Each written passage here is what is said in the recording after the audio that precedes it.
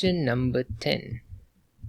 On Sunday, Mas bought a number of spherical balls with radius 5 cm.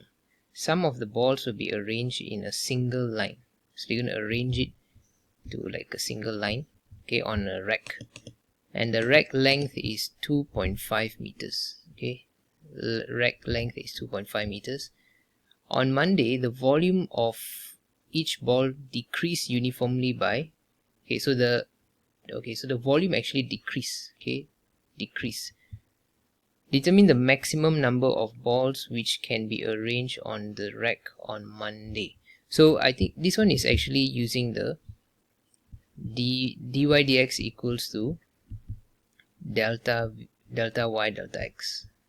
Okay, the change, okay, small change. So we are going to use that formula. So since they said that the volume decrease, so we know delta v equals to negative 20 pi. Okay, because the volume decrease. So since we are also finding for volume of spherical ball, so the volume is 4 over 3 pi r cube. So if you want to find dv dr, it will be 4 pi r square. Okay, so in this case, okay, we're gonna do this together. So we are using delta v over delta r equals to dv dr. Okay, so delta v we have already found here. Delta r is what we have to find, and then dv dr is here. Okay, so before that, let me just substitute the radius. So radius is what? Radius is 5. Okay, they already mentioned there. 4 pi 5 square. So 5 square is 25 times 4 is 100. So 100 pi. Okay, so negative 20 pi over delta r equals to 100 pi. Okay, dv dr is 100 pi. So if I want to find delta r, it will be, so I just swap places between these two. I get negative 20 pi over 100 pi. Simplify, equals negative 1 over 5. Okay, so this is delta r. So why do I need this? The reason why I need this is because I can find the new radius. Because the volume decreased by 20 pi, right? So I need to know what is the decrease in radius as well. Okay, so the decrease, the new radius, so radius new equals to the radius of the old one plus delta r, plus how much it changed lah. So the old one is 5 cm. Now you decrease another 1 over 5. So 1 over 5 is 0.2. So negative 0.2.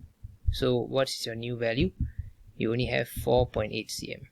Your radius now becomes 4.8 cm. Oh wait, is it cm or meters? Oh yeah, cm. Okay, so 4.8 cm. So if that is 4.8 cm, then what we can find? The diameter. Diameter is 2 times of the 4.8. So you get 9.6. Okay, so we are going to rearrange, we are going to arrange the ball, right, like this. Okay, on the rack.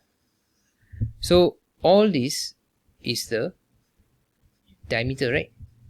So we want to find how many in the whole rack, which is 2.5 meters, how many 9.6 cm can fit on this rack.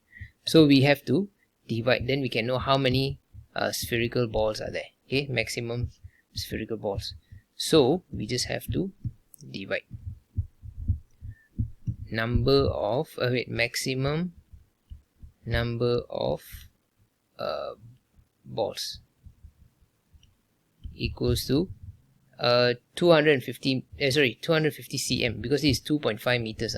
The rack is 2.5 meters there. So it's 250 cm divided by 9.6 cm. So the answer I got is 26.04. So approximately 26 balls.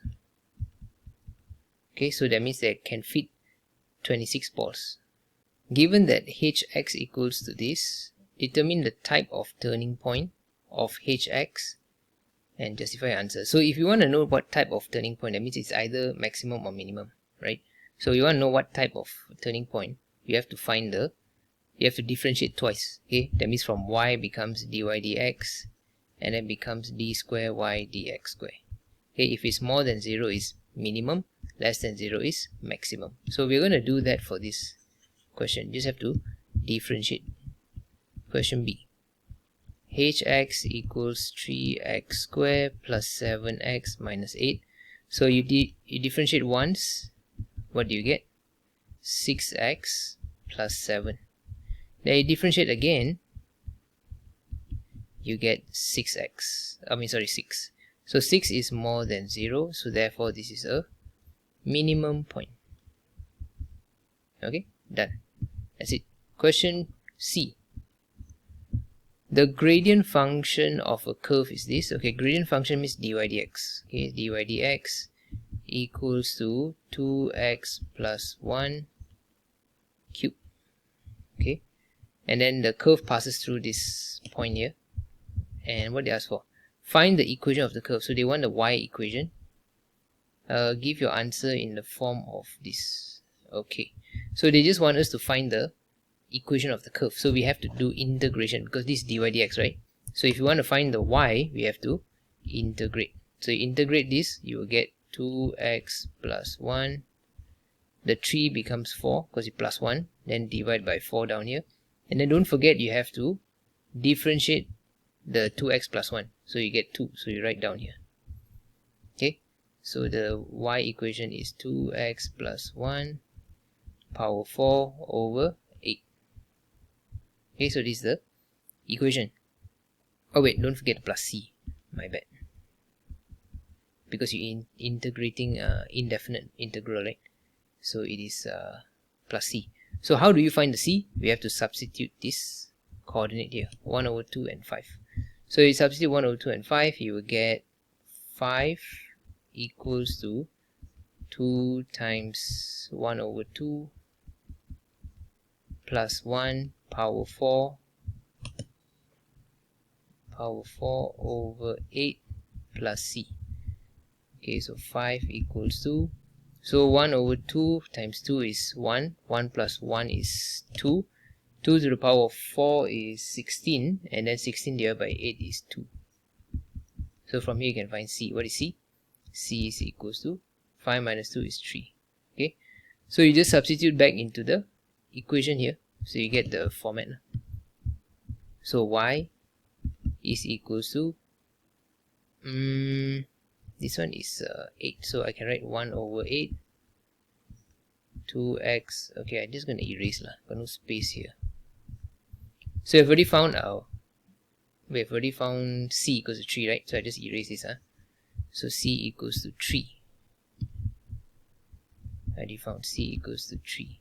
So your answer is y equals to 1 over 8 2x plus 1 power 4 plus 3. So this is the same format as this. They wanted this, right? A 2x plus 1 power b plus c. So that's what they're asking for. So this is the answer.